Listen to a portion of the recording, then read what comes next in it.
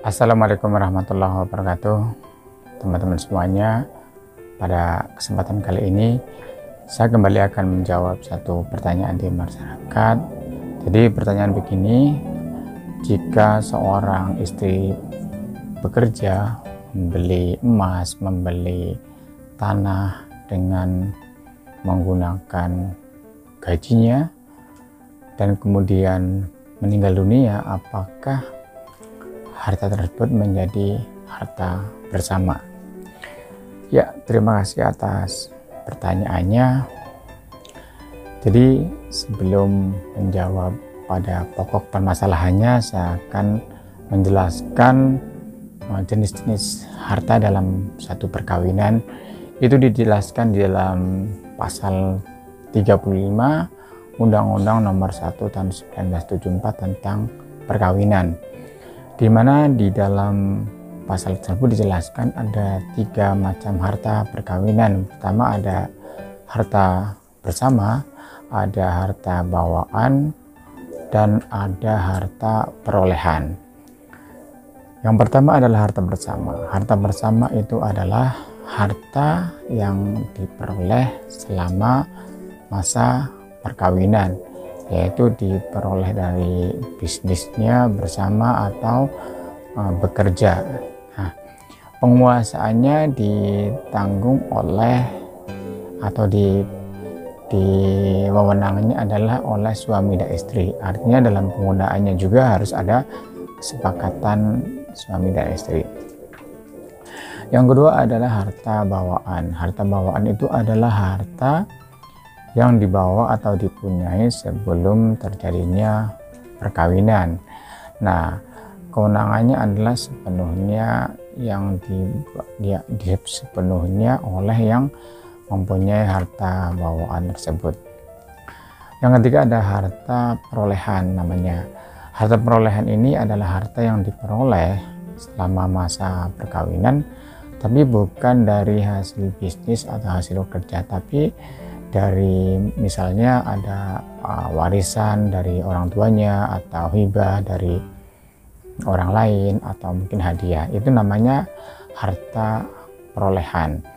Harta perolehan ini bukan masuk dalam harta bersama, tapi harta perolehan ini penguasaannya sepenuhnya adalah oleh yang mempunyai harta perolehan tersebut.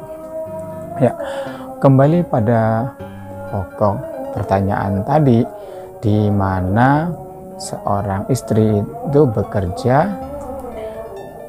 membeli tanah, membeli emas. Nah, ini terus kemudian meninggal dunia, apakah menjadi harta bersama? Ya, jadi kita jelaskan dulu bahwa ketika harta bersama ini ketika tidak ada suatu perjanjian di dalam suatu perkawinan, maksudnya tidak ada perjanjian pemisahan harta, maka hasil atau gaji gitu dari atau keuntungan bisnis selama dalam masa perkawinan itu adalah merupakan harta bersama gitu.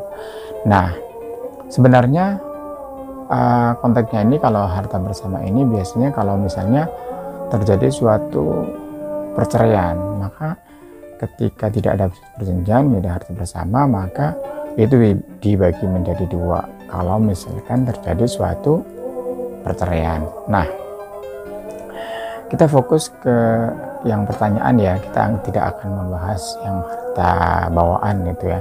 Nah, kemudian pertanyaannya ini, si perempuan ini meninggal dunia. Nah, apabila seseorang mempunyai harta, itu sudah bukan lagi dikatakan masalah harta bersama atau bukan, tetapi seseorang mempunyai harta dan kemudian meninggal dunia, maka hartanya itu adalah menjadi harta waris gitu. Menjadi harta waris yang akan diberikan atau dibagi kepada ahli warisnya gitu. Nah,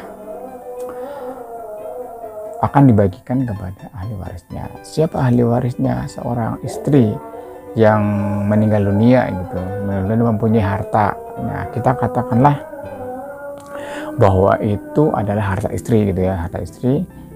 Siapa yang menjadi ahli warisnya? Yang menjadi ahli warisnya adalah ketika, kalau secara berata, ketika masih ada suaminya, masih ada anak-anaknya, dia sebagai ahli warisnya gitu. Nah, kalau misalnya di dalam kombinasi hukum Islam, bisa jadi ahli warisnya bukan hanya suami atau duda dan anak-anaknya, tetapi bisa jadi orang tuanya masih bisa mendapatkan. Ya, kira-kira teman-teman semuanya dan penanya seperti itu, bahwa apabila istri bekerja tadi dan mempunyai harta, emas, tanah, mobil, dan lain sebagainya, tiba-tiba meninggal dunia, maka harta itu menjadi harta waris gitu. Harta waris itu yang dibagi pada siapa? Yang tadi ahli warisnya.